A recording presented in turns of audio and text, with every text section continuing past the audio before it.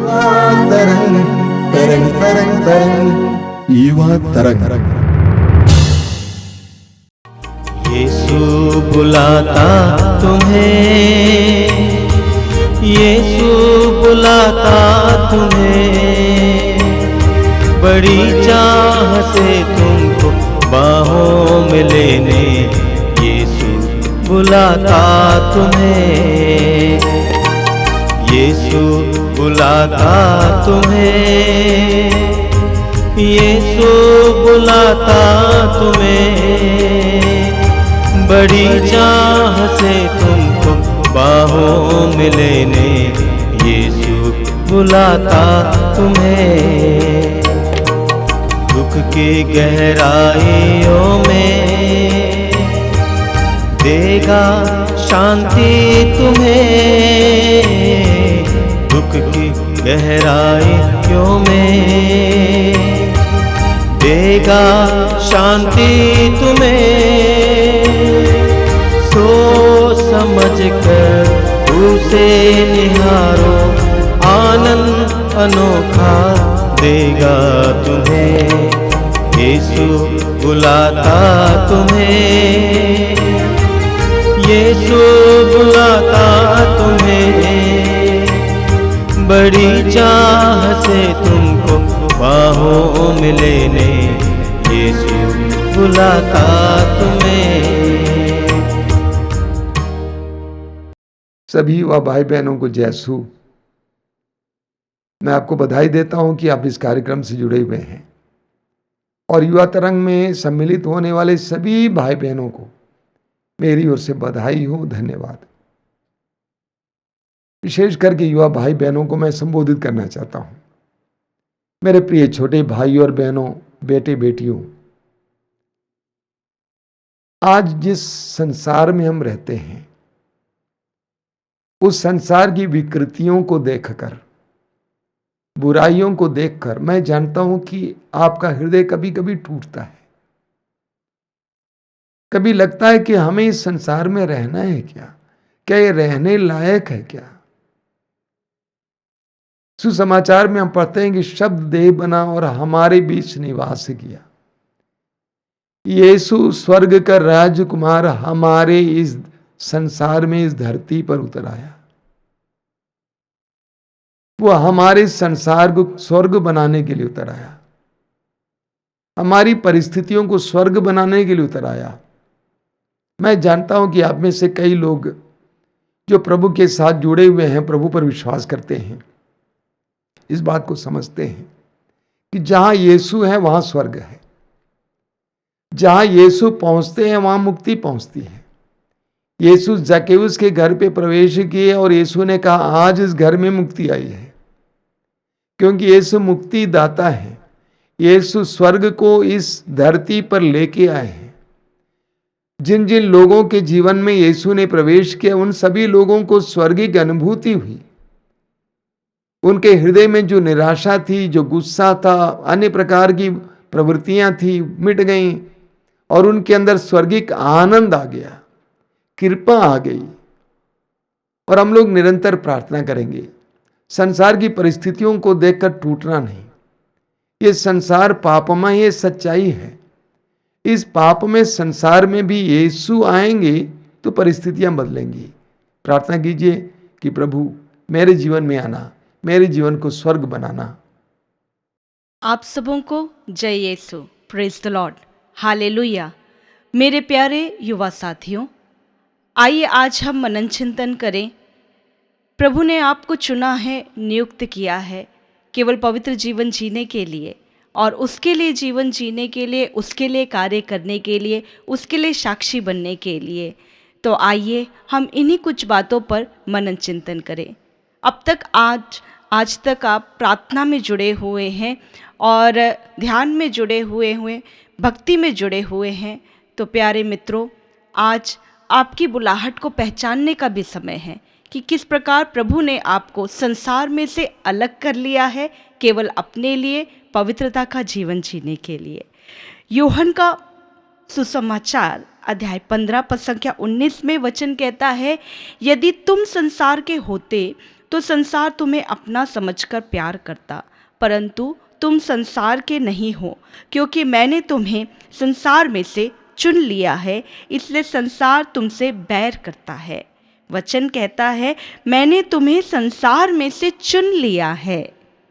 प्यारे मित्रों, युवा साथियों, वचन आपको बता रहा है कि प्रभु ने आपको चुन लिया है अपने लिए, अपनी प्रजा बनाने के लिए, पवित्र प्रजा बनाने के लिए। हालेलुया। कुरिन्थियों का दूसरा पत्र अध्याय 6 पद संख्या 16, 17 और 18 में हम पढ़ते हैं, मैं उनके बीच निवास करूंगा और उनके साथ चलूंगा, मैं उनका ईश्वर होऊंगा और वे मेरी प्रजा होंगे। इसलिए दूसरों के बीच निकलकर अलग हो जाओ और किसी अपवित्र वस्तु का स्पर्श मत करो। या प्रभु कहता है तब मैं तुम्हें अपनाऊंगा, मैं तुम्हारे लिए पिता जैसे होऊंगा और तुम मेरे लिए पुत्र पुत्रियों जैसे। यह सर्वशक्तिमान प्रभु का कहना है। जी हाँ मित्रों, प्रभु कहते हैं कि किसी भी अपवित्र वस्तु का स्पर्श मत करना, तब मैं तुम्हें अपनाऊंगा। यहाँ साफ है, क्लियर है कि प्रभु आपको पवित्रता के लिए नियुक्त करते हैं, आकर्षित करते हैं, प्रेम करते हैं। अब तक आप प्रभु में बने हुए थे, लेकिन थोड़ा हल्का फुल्का ढीला ढाला जीवन यदि चल रहा था, तो प्रिय युवा साथियों, मैं आपको कहना चाहूँगी और सशक्त होकर पवित्रता का जीवन में आगे बढ़ें। चुनौतियाँ होंगी, मुश्किल होंगी, लेकिन ये प्रभु का बुलावा आपके लिए है। और जिस इज़ाया नबी का ग्रंथ अध्याय 43:1 में वचन कहता है, नहीं डरो, मैंने तुम्हारा उद्धार किया है, मैंने तुम्हें अपनी प्रजा के रूप में अपनाया है। प्रभु ने आपको अपनाया है तो हमें डरना नहीं है, चिंता नहीं करना है कि हम कैसे आगे बढ़ें। हम प्रार्थना में आ तो जाते हैं, लेकिन जब हम धीरे धीरे आगे बढ़ते हैं उसे कंटिन्यू करने के लिए दिक्कत होती है और कई बच्चे यूं ही विफल हो जाते हैं और पुराने जीवन में, पुराने तौर तरीकों में वापस लौट जाते हैं। लेकिन यदि हमें ईश्वर की प्रजा, ईश्वर के पुत्र पुत्रियां बने रहना है और उनकी स्वर्गिक आशीषों को ग्रहण करना है, तो हमें पवित्र बनना है। इसमें हम कोई भी दो मत या दो राय नहीं कर सकते। और हमारा मकसद क्या होगा, हमारा लक्ष्य क्या होगा पवित्र जीवन जीने के लिए? मत्ती रचित सुसमाचार अध्याय 5:13 में वचन कहता है, तुम पृथ्वी के नमक हो। वचन कहता है तुम पृथ्वी के नमक हो। प्रभु का वचन हमारे लिए कहता है तुम पृथ्वी के नमक हो। देखिए, यदि भोजन फीका पड़ जाए तो वो टेस्ट उसमें नहीं रहता, स्वाद उसमें नहीं रहता। एक नमक, चुटकी भर नमक आपका भोजन का स्वाद बढ़ा देता है। यदि आप भी अपने समुदाय में, आपके मित्रों के बीच में, आपके परिवार के बीच में आपकी उपस्थिति स्वाद ले आती है, आपकी उपस्थिति उन सुंदर कार्यों को कर देती है, तो देखिए आप ईश्वर के प्रिय हैं और आप ईश्वर के लिए कार्य कर रहे हैं और ईश्वर के साक्षी बन रहे हैं। Hallelujah, hallelujah. और ठीक उसी के नीचे मत्ती 5:14 में वचन कहता है, तुम संसार की ज्योति हो। प्रभु ने आपको ज्योति बनने के लिए बुलाया है, प्रभु ने आपको ज्योति बनने के लिए आकर्षित किया है। इसलिए आप उस बुलावे में दृढ़ रहें, आप घबराएं नहीं।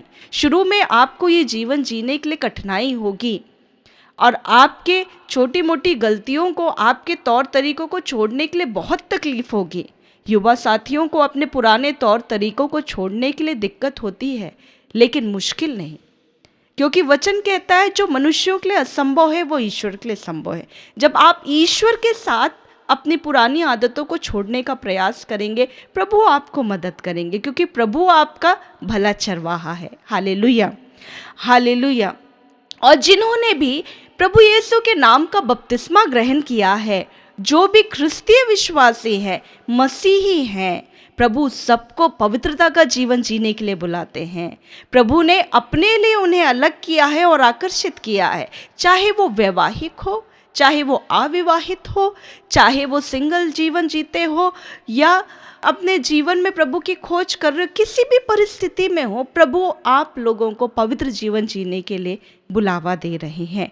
रोमियो का नाम संत पौलुस का पत्र अध्याय 8:28 में वचन कहता है, जो लोग ईश्वर को प्यार करते हैं और उसके विधान के अनुसार बुलाए गए हैं, ईश्वर उनके कल्याण के लिए सभी बातों के लिए सहायता करता है। और जब आप प्रभु के साथ कार्य करेंगे, प्रभु आपके हर बातों में प्रभु सहायता करेंगे। हालेलुया। कुरिन्थियों का पहला पत्र अध्याय 3:16 में वचन कहता है, क्या आप यह नहीं जानते कि आप ईश्वर के मंदिर हैं और ईश्वर का आत्मा आप में निवास करता है? यदि कोई ईश्वर का मंदिर नष्ट करेगा तो ईश्वर उसे नष्ट करेगा, क्योंकि ईश्वर का मंदिर पवित्र है और वह मंदिर आप लोग हैं। साफ है प्रिय मित्रों, प्रिय भाइयों और बहनों, युवा साथियों, कि आप ईश्वर के मंदिर हैं और ईश्वर का आत्मा आप में निवास करता है। हम ईश्वर का मंदिर हैं और प्रभु हमसे बार बार आग्रह करते हैं कि उस ईश्वर के मंदिर को हम पवित्र बनाए रखें। Hallelujah, hallelujah. और लेवी ग्रंथ अध्याय 19 पद संख्या 2 में वचन कहता है, पवित्र बनो क्योंकि मैं प्रभु तुम्हारा ईश्वर पवित्र हूँ। चूँकि हमारा ईश्वर पवित्र है, वह ईश्वर चाहता है कि हम उसकी प्रजा भी पवित्र बने। Hallelujah, hallelujah. तो ये पवित्रता का बुलाहट सबके लिए है। जिन भी लोगों को प्रभु ने आकर्षित किया है, जिन भी लोगों ने प्रभु का बपतिस्मा ग्रहण किया है, वे सब लोग पवित्र जीवन जीने के लिए बुलाए गए हैं। थेसलुनीकियों के नाम संत पौलुस का पहला पत्र अध्याय 4:7 में वचन कहता है, ईश्वर ने हमें अशुद्धता के लिए नहीं, पवित्रता के लिए बुलाया है। इसलिए आप दोहरा जीवन त्याग दें, इसलिए आप डबल बोट में सवार होने के लिए छोड़ दें। यदि आप डबल बोट में सवार होंगे तो आप पानी में गिर जाएंगे। Hallelujah, hallelujah. इसलिए प्रभु ने हम सबको दी है, 10 नियम हम सबको दिए हैं, ताकि हम पवित्रता के मार्ग पर चले, ताकि हम स्वर्ग राज्य को अपना लक्ष्य बनाएं, ताकि हम अनंत जीवन की ओर आगे बढ़े। स्वर्ग राज्य के लिए जीवन जीने के लिए हम सब बनाए गए हैं, हम सब बनाए गए हैं। प्रभु नहीं चाहता कि किसी भी आत्मा का विनाश हो। प्यारे भाइयों और बहनों और मित्रों, यदि हमें ट्रेन में सफ़र करना है, बस में सफ़र करना है, तो हम क्या करते हैं? टिकट लेते हैं और टिकट के माध्यम से ही हम सफ़र कर सकते हैं। इसी प्रकार यदि हमें स्वर्ग राज्य जाना है, यीशु के राज्य जाना है, अनंत जीवन जाना है, तो हमारे पास एक ही टिकट होना है, वो है पवित्रता की टिकट। Hallelujah, hallelujah, hallelujah. एक युवक को मैं जानती हूँ और उसकी गवाही बड़ी सुंदर है, और वह युवक की गवाही सुनते सुनते मुझे भी रोना आ गया।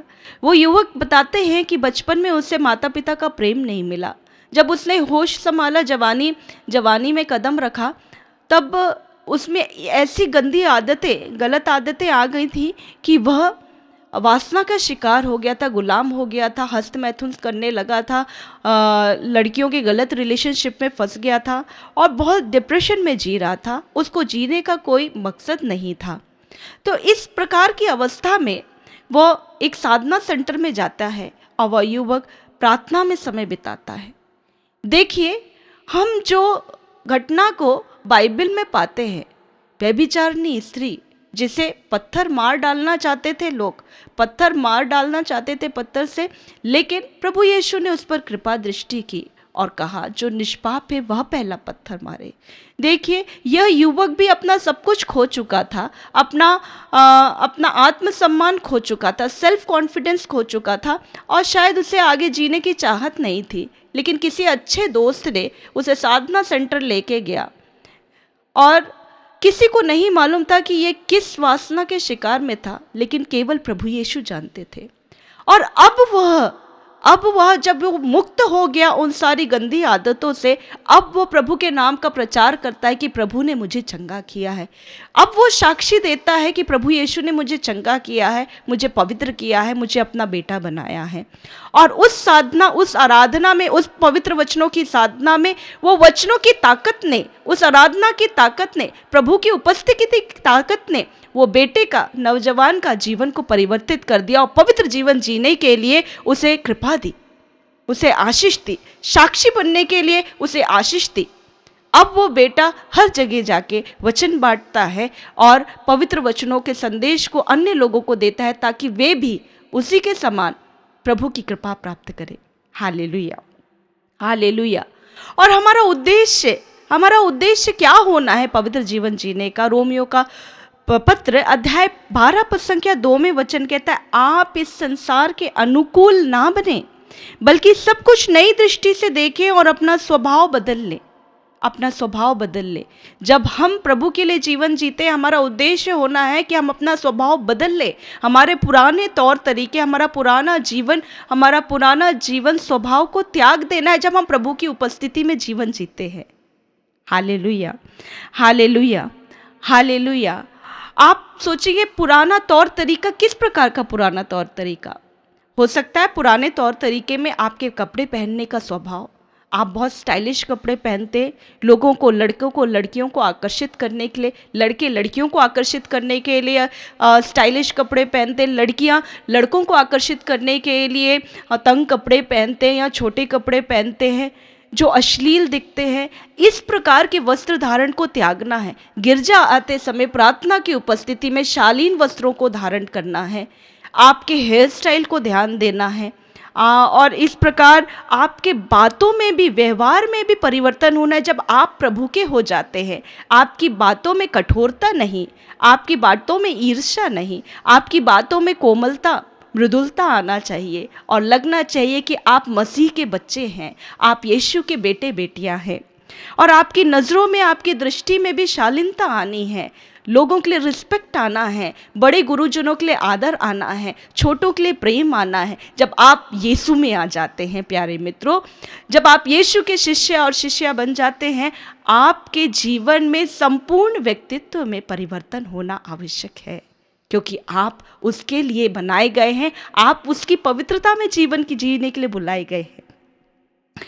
और प्यारे मित्रों, मैं अपनी छोटी सी घटना में मैं याद करती हूँ कि जब मैं भी प्रभु में नहीं थी, मुझे भी बहुत म्यूज़िक सुनने की इच्छा थी, म्यूज़िक बहुत सुनती थी, कार्टून देखती थी और अच्छे अच्छे मूवीज़ देखती थी। लेकिन जब मैं प्रभु में आ गई, ये संसार की चीज़ें, संसार के तौर तरीके मुझे भी अच्छे नहीं लगने लगे। मैं और पवित्रता का जीवन जीने के लिए उत्साहित हो गई। जो फिल्मी सॉन्ग मैं सुनती थी, अन्य सॉन्ग सुनती थी, अब मैंने वो सॉन्ग सुनना बंद कर दिया। अभी नहीं, जब मैं स्कूल में देश में थी, जब मैं स्कूल में थी, जब प्रभु का स्पर्श मुझे मिला, प्रभु का प्रेम मिला, ये संसार की दुनिया के तौर तरीके मैंने भी त्याग दिया। मुझे भी अच्छे अच्छे फ्रॉक्स, अच्छे अच्छे सूट्स, फैशनेबल डिज़ाइनिंग सूट पसंद थे, लेकिन जब मैं प्रभु में आ गई, साधारण सूट, साधारण फ्रॉक पहनना मुझे पसंद आने लगा। मतलब दुनिया को आकर्षित करने के लिए नहीं, पवित्रता का जीवन जीने के लिए, केवल यीशु के लिए साक्षी बनने के लिए। आप लोग भी अपने जीवन को हर दिन प्रभु के लिए नया बनना सीखें, हर दिन प्रभु के लिए प्रयासरत रहें। ये कठिन नहीं है, लेकिन जब आप प्रभु के साथ करेंगे आपको आनंद आएगा। Hallelujah, hallelujah. पेतरुस का पहला पत्र अध्याय 2 पद संख्या 9 में वचन कहता है, आप लोग चुने हुए वंश है, राजकीय याजक वर्ग, पवित्र या राष्ट्र तथा ईश्वर की निजी प्रजा है, जो आप लोगों को अंधकार से निकालकर अपनी अलौकिक ज्योति में बुला लाया है। Hallelujah, hallelujah. आप लोग फिर से ये वचन को सुने बड़े ध्यान से। देखिए, पेतरुस का पहला पत्र 2:9 में वचन कहता है, आप लोग चुने हुए वंश है, राजकीय याजक वर्ग, पवित्र राष्ट्र तथा ईश्वर की निजी प्रजा है, जिससे आप उसके महान कार्यों का बखान करें। महान कार्यों का बखान करने के लिए बुलाया, जो आप लोगों को अंधकार से निकालकर अपनी अलौकिक ज्योति में बुला लाया है। Praise the Lord. पद संख्या 10 में वचन कहता है, पहले आप प्रजा नहीं थे, अब आप ईश्वर की प्रजा हैं। पहले आप कृपा से वंचित थे, अब आप उसके कृपा पात्र हैं। हालेलुया। कितना सुंदर जीवन, कितना सुंदर जीवन प्रभु ने दिया है, पवित्रता का जीवन, उसकी कृपा से भर करके जीवन जीने के लिए, आपके लिए और मेरे लिए। तो आइए प्यारे मित्रों, अब देर नहीं करें। यदि अभी भी हम आधा अधूरा जीवन जीते हैं, वचनों में सबल हो जाएं। आपको ऑलरेडी वचन मिल चुका है, आप वचन सुनते हैं, देखते हैं, पढ़ते हैं और अब उससे पालन करना शुरू कीजिए। यदि अभी भी आप उसको अपने दैनिक दिनचर्या में नहीं लेकर के आ रहे, शुरू कीजिए, ताकि आपके जीवन में प्रभु कार्य करे, ताकि आप पृथ्वी का नमक बने, ताकि आप संसार की ज्योति बने, आपके परिवार के लिए, आपके समाज के लिए, आपके मित्रों के लिए। प्यारे मित्रों, बहुत सारे लोग हैं जो प्रभु का इंतज़ार कर रहे हैं, और ये तब संभव होगा जब आप नमक बनेंगे, यह तब संभव होगा जब आप ज्योति बनेंगे। आइए मित्रों, प्रभु यीशु के लिए कार्य करें, वचन बांटे। आप सबों को जय यीशु। आइए हम प्रार्थना करें। हे प्रेमी पिता, प्रभु यीशु के पवित्र नाम पर मैं इस समय जीवन के वरदान के लिए तुझे धन्यवाद देता हूं। मैं इन सभी छोटे भाई बहनों को तेरे हाथ में समर्पित करता हूं, जो जिंदगी के संघर्ष में जूझ रहे हैं, जो कभी कभी टूट जाते हैं, निराश हो जाते हैं, यहाँ तक कि कभी कभी उनको आत्महत्या की इच्छा होती है। हे दयालु पिता, उनको इस बात का एहसास करा दे कि तू ही हमारी समस्याओं का समाधान है, हमारे सवालों का जवाब है। तू ही हमारी परिस्थितियों को बदलने में समर्थ है। तुझे अपने जीवन में स्वागत करने, अपनी परिस्थितियों में स्वागत करने और तेरे द्वारा स्वर्गिक अनुभूति पाने के लिए कृपा दे। हे प्रेमी पिता, एक एक भाई बहन को, एक एक छोटे भाई बहन को, एक एक बेटे बेटी को इस समय आशीर्वाद देना। सर्वशक्तिमान परमेश्वर, पिता, पुत्र और पवित्र आत्मा आप लोगों को आशीर्वाद प्रदान करें। आमीन। आंसू मिटाता तेरे, रक्षा करेगा तेरी। आंसू मिटाता तेरे, रक्षा करेगा तेरी। अपनी आंखों की पुतली जैसे सच्ची सुरक्षा देगा तुम्हें। यीशु बुलाता तुम्हें, यीशु बुलाता तुम्हें। बड़ी चाह से तुमको बाहों में लेने यीशु बुलाता तुम्हें। यीशु बुलाता तुम्हें, यीशु बुलाता तुम्हें। बड़ी चाह से तुमको बाहों में लेने यीशु बुलाता तुम्हें। यीशु बुलाता